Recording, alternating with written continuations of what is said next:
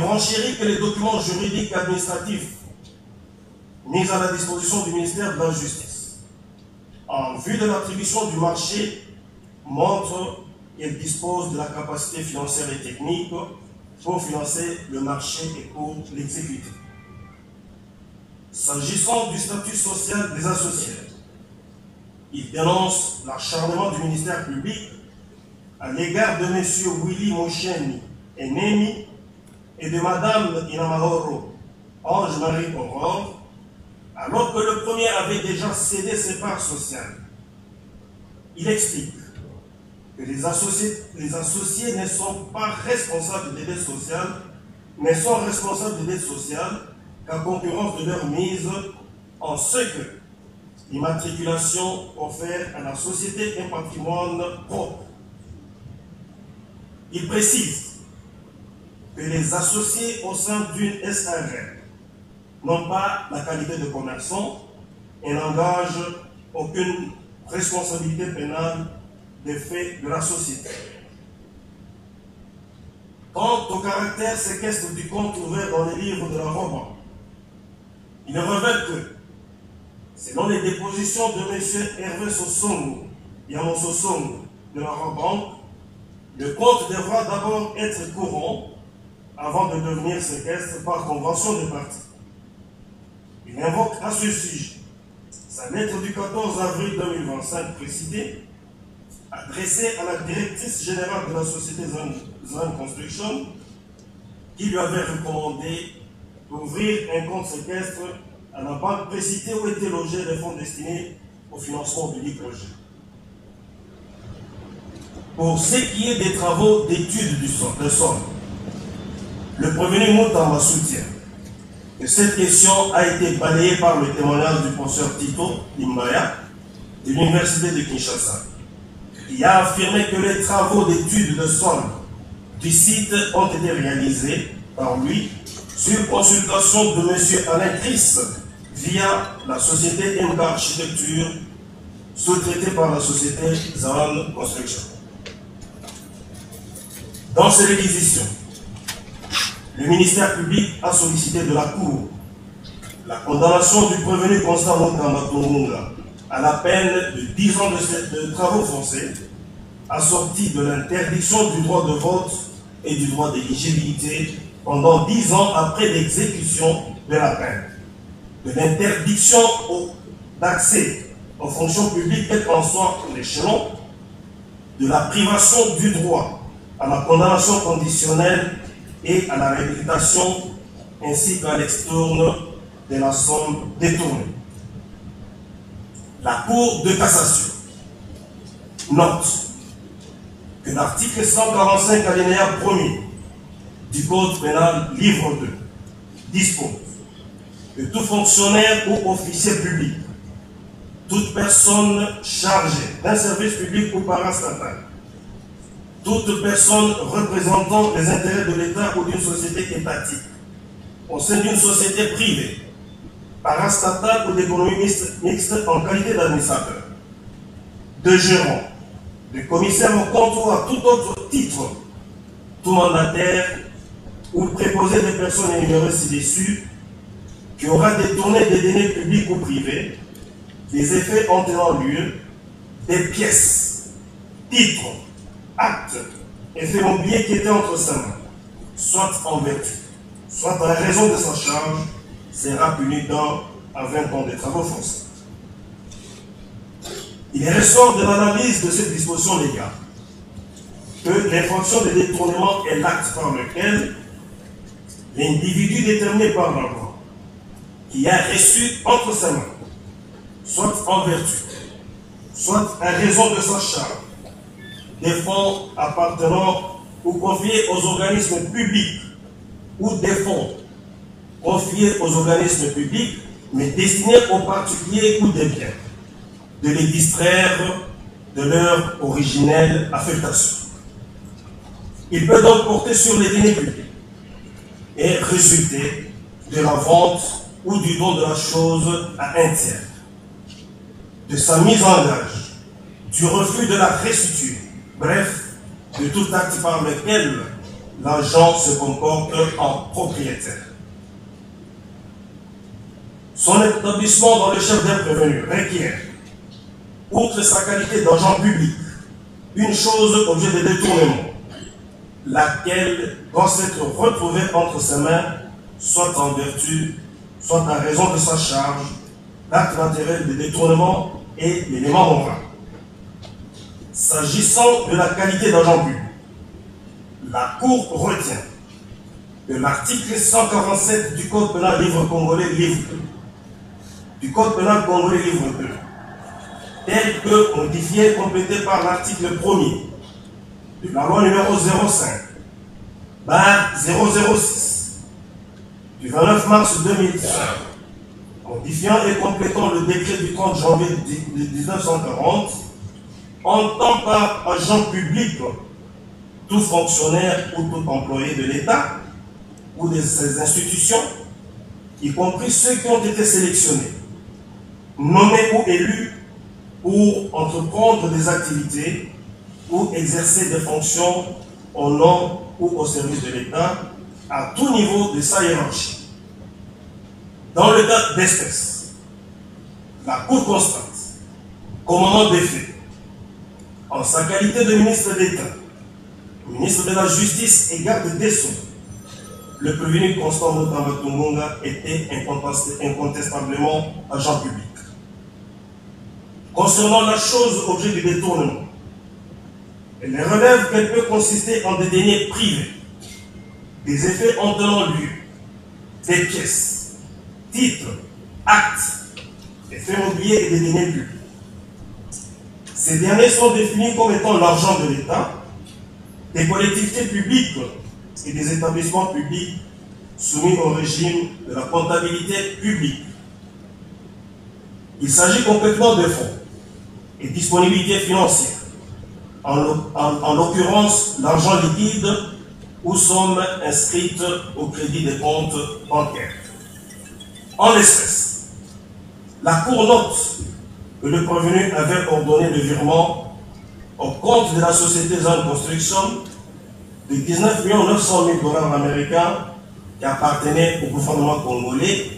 et provenait de la quote-part de ce dernier sur l'argent versé par l'État ougandais pour la réparation des dommages causés par la guerre dans la partie orientale de la République démocratique du Congo. En effet, en exécution de l'arrêt de la Cour internationale de justice,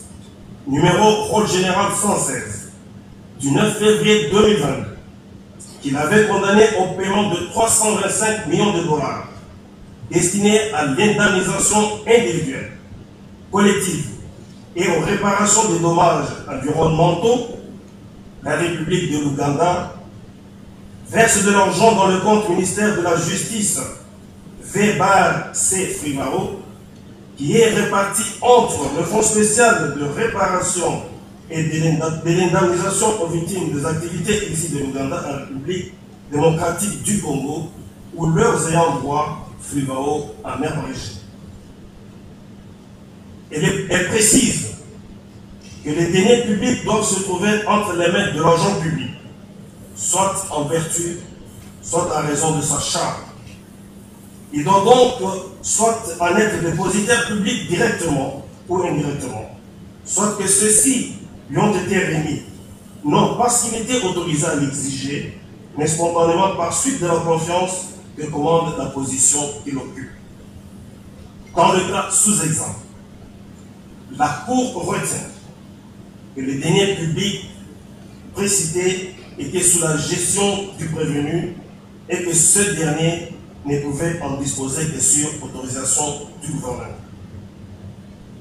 Quant à l'acte matériel de détournement, la Cour relève qu'il consiste dans le fait pour l'agent public de disposer des deniers comme s'il lui appartenait. Cette disposition à autrui la chose qui lui avait été confiée ou remise, les circonstances postérieures, notamment la remise volontaire de la chose détournée à son propriétaire, étant sans influence sur l'existence de l'infraction. Dans le cas d'espèce, le prévenu a disposé des deniers selon son bon vouloir, Cet élément est détaillé par des circonstances suivantes. Les constances suivantes. D'abord, dans le contrat par lui signé, il a stipulé, contrairement à l'article 70 de la loi numéro 10/010 du 27 avril 2010, relative au marché public qui paierait 80% du prix pour le lancement des travaux, alors que l'alinéa 2 de cet article dispose que ces avances peuvent être accordées en raison des opérations préparatoires à l'exécution des travaux fournis aux services qui font l'objet du marché. Leur montant total ne peut en aucun cas excéder 30% du montant du marché initial pour les travaux de prestations intellectuelles. Ensuite, contrairement à ces allégations, le prévenu a, sans preuve de l'autorisation du gouvernement, ordonné le paiement des deniers publics à la société Zan Construction. En effet, pour justifier ce paiement, il se réfère tantôt aux instructions reçues verbalement de la haute hiérarchie, tantôt aux délibérations de la 21e réunion ordinaire du Conseil des ministres, dont le compte rendu ne contient aucune indication sur la construction d'une prison à Kisangani. Par ailleurs, le prévenu affirme, sans aucune preuve, que la société attributeur, créée le 22 mars 2024, soit une année avant la conclusion du contrat, avait la capacité d'exécution des marchés de construction des prisons, aussi bien sur le plan national qu'international. L'effectivité sur terrain, l'expérience attestée par un certificat ou une référence prouvant des réalisations similaires, une expertise avérée, un personnel administratif et technique propre, un siège social effectif. Bien plus, il a ordonné le paiement de cette somme d'argent à concurrence de 66% du prix de marché, sans aucune garantie bancaire, en violation des prescriptions de la disposition légale précitée, mais également en tant qu'elle prévoit que des avances peuvent être accordées en raison des opérations préparatoires à l'exécution des travaux, fourniture aux services qui font l'objet du marché, sous réserve de la constitution d'une garantie bancaire d'un montant équivalent. Pourtant, par sa lettre numéro 828, barre K, barre NP, barre MIN, barre J et GS, barre CF, barre 2025, du 14 avril 2025, soit 2 jours avant le transfert, il avait expressément informé la société Zan Construction que le premier décaissement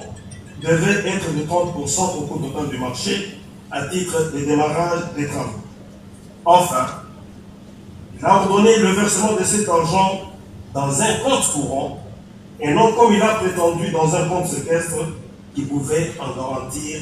une utilisation contrôlée, mettant ainsi cette somme à la disposition totale de la société co-contractante. Quant à l'élément moral, la Cour souligne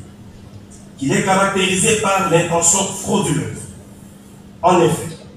l'auteur doit avoir eu pour but de procurer soit à lui-même, soit à autrui,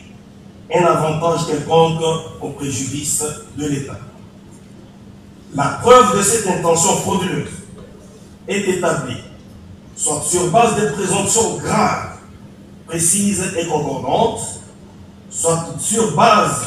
des présomptions déduites de contradictions dans les explications de prévenus, tant à l'instruction préparatoire qu'aux audiences, soit sur base de celles résultant de la non-justification concluante sur l'utilisation des sommes détenues à titre précaire, soit par le fait de la violation des instructions administratives relatives à la gestion de fonds, soit de l'ensemble des éléments du dossier, notamment des témoignages recueillis aux audiences, ainsi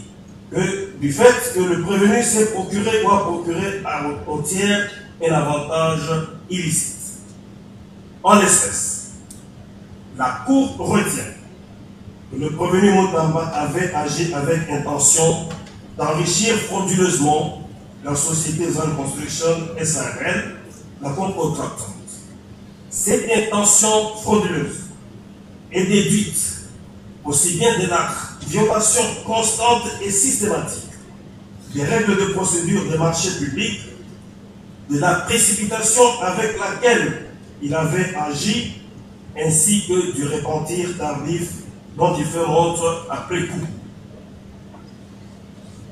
S'agissant de la violation des règles de procédure, la Cour considère que cette intention frauduleuse ressort notamment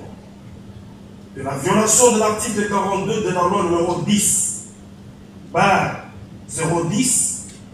du 27 avril 2010 relative au marché public, en recourant à la procédure de gré à gré au nom de l'urgence, alors que celle-ci n'existait pas au regard de cette disposition légale. Il en est de même des raisons sécuritaires évoquées par le convenu qui ne sont pas à confondre à celles visées au point 5 de cette même disposition. En effet, au terme de cet article, il ne peut être passé de marché de gré à gré que dans l'un des cas suivants. Dans le cas d'urgence impérieuse motivée par des circonstances imprévisibles ou de force majeure, ne permettant pas de respecter les délais prévus dans les procédures d'appel d'offres, nécessitant une intervention immédiate. Lorsqu'il s'agit des marchés spéciaux, définis aux articles 44 et 45 de la loi précitée. Contrairement au soutènement du prévenu, la Cour relève que la construction des bâtiments pénitentiaires est un marché ordinaire et ne peut devenir un marché spécial que sur décision gouvernementale ou présidentielle qui la classe expressément comme relevant de la sécurité nationale. La violation de l'article 136 du décret numéro 23/12 du 3 mars 2023 portant manuel de procédure des marchés publics. Au terme de celui-ci, le marché de gré à gré sur la chronologie ci-après, demande motivée de l'autorisation spéciale de la Direction générale du contrôle des marchés publics pour conclure le marché de gré à gré. Notification par cette direction de l'autorisation de conclure le dit marché.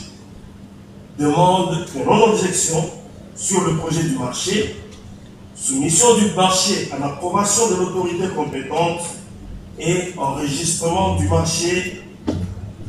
à l'autorité de régulation des marchés publics. À l'espèce, seules les deux premières étapes avaient été observées par le prévenu qui avait continué la procédure jusqu'au paiement alors qu'il n'avait pas obtenu l'avis de non-objection, document préalable à la demande d'approbation auprès du Premier ministre. Il en est de même du fait d'avoir signé le contrat de 29 millions de dollars alors qu'il avait obtenu l'autorisation spéciale que pour 39 857 67,96 $ américains. La violation de l'article 2 du décret numéro 10/32 du 28 décembre 2010 portant création, organisation et fonctionnement de la cellule de gestion des projets et des marchés publics qui dispose que la cellule est chargée de la conduite de l'ensemble de la procédure de gestion du projet et des passations de marchés publics et des délégations de services. En effet, le prévenu a sciemment opéré le choix d'écarter dans ce processus tous les services et fonctionnaires attitrés de son ministère, notamment le secrétaire général, le secrétaire permanent et les agents de la cellule de gestion des projets et des marchés publics, ainsi que ceux du service chargé des établissements pénitentiaires, au profit de quelques membres de son cabinet qui n'avaient pas d'engagement permanent avec l'État pour s'assurer une gestion opaque de ce marché public. En ce qui concerne la précipitation sur la passation du marché avec la société Zone Construction SARL, la Cour relève que cette intention est aussi singularisée par la sollicitation prématurée de l'approbation du Premier ministre, alors que la préparation du marché n'était pas encore terminée par l'obtention de l'avis de non-objection, comme l'exige l'article 57 du décret numéro 23, barre 12 du 3 mars 2023 précité, tout en sachant que, passé le délai de 10 jours sans réponse de cette autorité, l'approbation lui serait tacitement acquise conformément à l'article 20 du même décret. Le décaissement des fonds avant d'obtenir des documents fonciers nécessaires sur le terrain où l'édifice allait être érigé. Le virement de l'argent dans le compte courant Design Construction le lendemain de l'ouverture de celui-ci, sans s'assurer qu'il s'agissait d'un compte séquestre, alors que dans sa lettre numéro 828 bar K, bar ME, bar MI, bar J et GS, bar CF, bar 2025, du 14 avril 2025, il avait expressément demandé à la co-contractante d'ouvrir ce compte. Quant au repentir actif, la Cour dit, quant au repentir tardif, la Cour dit qu'il est révélé par la lettre numéro 1003, bar K, bar ME, bar MI, bar J et GS, bar CF, bar 2025, du 9 mai 2025, adressé au ministre d'État, ministre des Infrastructures et Travaux publics, lui demandant des experts, alors qu'il savait que le compte était déjà saisi par la cellule nationale de renseignement financier et les poursuites déjà engagées. Par ailleurs, dans sa lettre numéro 991, bar FW 800, bar WEA, bar K, bar FE, bar MIN, bar JLGS, bar 2025, du 7 mai 2025, adressé à la CNRF, il avait hautement affirmé qu'il avait obtenu l'avis de non-objection auprès de la DGCN. La Cour juge que ces violations répétées des règles de procédure et la précipitation dans la passation de ce marché avait pour objectif de capter les fonds de l'État en vue d'enrichir frauduleusement la société Zone Construction.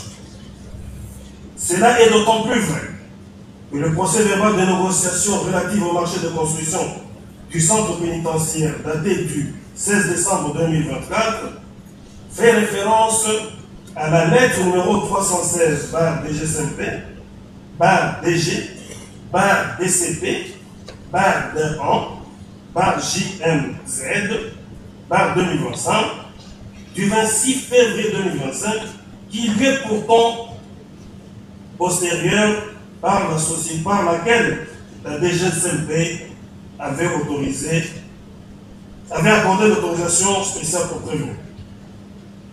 De ce qui précède, la Cour de cassation dira établir l'infraction de détournement des deniers publics mise en charge du prévenu Constant Tungunga et le condamnera à la peine de 3 ans de travaux forcés et aux peines complémentaires, ordonnera la main levée de la saisie, la restitution de 19 900 000 $ américains et leur extourne dans le compte numéro 05101-010 24 424 54 01-28 bar USD intitulé Ministère de la Justice V bar C Frivao, ouvert en les livres de la banque et le condamnera également aux frais d'instance. C'est pourquoi la Cour de cassation, chambre réunie, statuant en matière répressive en premier et dernier ressort, le ministère public entendu, dit établi l'infraction de détournement des deniers publics mise en charge du prévenu Constant Mutamba Tungunga, le condamne à 3 ans de travaux forcés, prononce en outre contre lui les peines complémentaires ci-après. L'interdiction pour 5 ans après l'exécution de la peine du droit de vote et du droit d'éligibilité. L'interdiction d'accès aux fonctions publiques est para-étatique quel qu'en soit l'échelon. La privation du droit à la condamnation ou à la libération conditionnelle et à la réhabilitation ordonne la main levée de la saisie, la restitution de 19 900 000 $ américains et leur extourne dans le compte numéro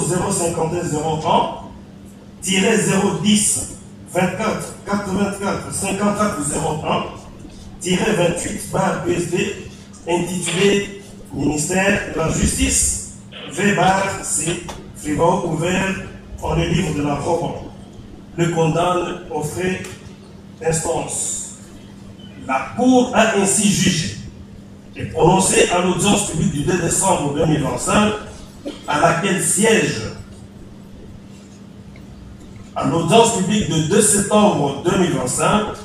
à laquelle siège le magistrat Kabaselen Zembele Jacques, président de chambre, Kombekala Augustin, président, Kanane Samboura Alain, Manasinku sur rayon de bouillon, Mananga Benzi Boniface, Ilunantanda Pola, et Tsassaka du Florida, conseiller, avec le concours du ministère public représenté par l'avocat général Voran Zungu,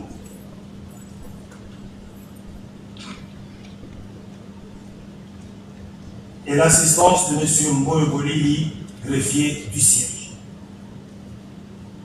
La Cour a dit: